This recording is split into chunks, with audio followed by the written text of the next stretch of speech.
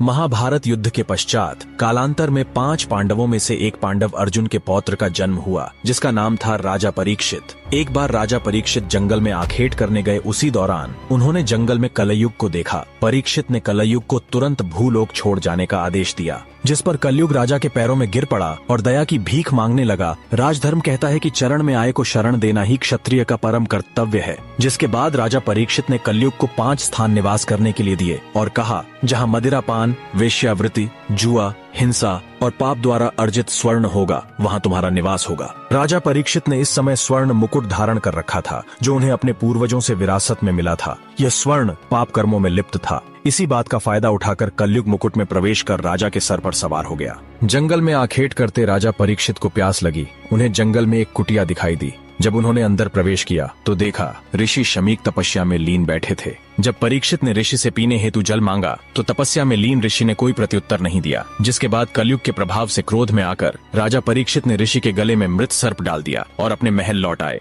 उन्होंने जैसे ही आराम करने के लिए अपना मुकुट उतारा, उन्हें ज्ञात हुआ उनके हाथों से बहुत बड़ा अनर्थ हो गया है। राजा तुरंत घोड़े पर सवार हुए और ऋषि शमीक की कुटिया के समीप आ पहुंचे। लेकिन राजा से ठीक पहले ऋषि शमीक के पुत्र ऋषि श्रृंगी वहां पहुंच चुके थे। जब अनभिज्ञ ऋषिपुत्र श्रृंगी ने देखा कि मेरे पिता के गले में कोई मृत सर्प डालकर चला गया, तो क्रोधित ऋषिपुत्र श्रृंगी ने यह श्राप दे डाला कि जिस किसी ने भी यह कुकृत्य किया है, उसे आज से ठीक 7वें दिन तक्षक नाग डसकर मृत्युलोक पहुंचा देगा। दूर खड़े राजा परीक्षित ने यह सब सुन लिया, जिसके बाद राजा परीक्षित काफी दुखी हुए, क्योंकि कहा जाता है जब किसी की मृत्यु सर्प काटने से होती है, उसकी कभी मुक्ति नहीं होती। इसके समाधान के लिए राज्य के पुरोहितों ने 7 दिनों में श्रीमद् भगवद गीता का पाठ कर राजा परीक्षित को सुनाया। जिसके बाद राजा के सप्ततल प्रासाद महल की सुरक्षा इतनी कड़ी कर दी गई कि कोई परिंदा भी पर न मार सके। लेकिन फिर भी ठीक 7वें दिन तक्षक नाग किसी तरह महल में प्रवेश कर गया और राजा परीक्षित को डस लिया। जब राजा परीक्षित के पुत्र जन्मेजय को यह ज्ञात हुआ कि उसके पिता की मृत्यु तक्षक के डसने से हुई है, तब जन्मेजय के मन में प्रतिशोध की भावना भभक उठी और जन्मेजय ने सांपों का अस्तित्व मिटाने की प्रतिज्ञा ली और सर्प दमन यज्ञ प्रारंभ कर डाला।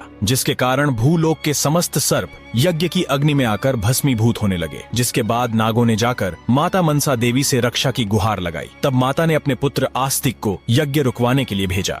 अग्नि में सर्पों की आहुति दी जा रही थी। तब माता मनसा देवी के पुत्र आस्तिक के सत प्रयत्नों से नागों के प्राणों की रक्षा की गई। समय बीतता गया और एक दिन जन्मेजय की भी प्राकृतिक कारणों से मृत्यु हो गई। लेकिन जब जन्मेजय की मृत्यु हुई, तब बदला लेने के लिए नागों ने जन्मेजय की आत्मा को पाताल लोक में बंदी बना लिया। युग बदलते गए और फिर प्रारंभ हुआ कलयुग। इस काल के युग में एक बालक का जन्म हुआ। जब ज्योतिष ने ग्रह नक्षत्रों का आकलन किया तो ज्योतिष भयभीत हो गया और कहा कि इस बालक का जन्म घोर अशुभ नक्षत्रों में हुआ है। ज्योतिष ने बालक के माता पिता को उसे समुद्र में फेंकने के लिए बाध्य किया। ज्योतिष के दबाव में आकर बालक के माता पिता को न चाहते हुए भी ऐसा करना पड़ा। जब बालक को समुद्र में फेंका गया तो समुद्र में मौजूद एक विशालकाय मछली ने उसे निगल लिया और बालक कई वर्षों तक मछली के पेट के अंदर ही रहा। जिसके बाद मछली तैरते हुए एक समुद्र तट पर पहुंची और इसी तट पर भगवान शिव माता पार्वती को योग के रहस्य बता रहे थे। योग रहस्य उस बालक के कानों में भी सुनाई पड़े और उस बालक ने मछली के पेट के अंदर ही योग साधना का अभ्यास प्रारंभ कर दिया। 12 वर्षों की कठिन साधना के बाद एक दिन उस मछली को एक मछुआरे ने पकड़ लिया और जब उस मछुआरे ने मछली को काटा तो उसे मछली के अंदर एक जीवित बालक मिला। अचरज से भरे मछुआरे ने उस बालक को अपने साथ रख लिया। आखिर कैसे एक बालक बने सिद्ध योगी मत्स्येंद्रनाथ,